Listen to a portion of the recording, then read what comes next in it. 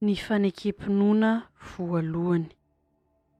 Mino an'Andriamanitra iray tsy toa, mpanao ny lanitra sy ny tany aho, ary mino an Jesosy Kristy Zanan'ilay tokana, Tompontsika, izay notorotoroana tamin'ny fanahy masina, nateraka Maria Virjiny, nijaly raha nanapaka i Pôntio Pilato, nomboana tamin'ny hazofijaliana, maty ka nalevina, nidina tany amin'ny fiainana tsy hita, nitsangana tamin'ny maty tamin'ny andro fahatelo, niakatra ho any an-danitra, mipetraka eo ankavanan'Andriamanitra iray tsy toa.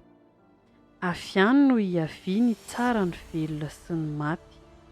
Mino ny fanahy masina aho, ny fiangonana masina manerana izao tontolo izao, ny fiombonan'ny olona masina, ny famelan-keloka, ny fitsanganan'ny tena amin'ny maty, ary ny fiainana mandrakizay.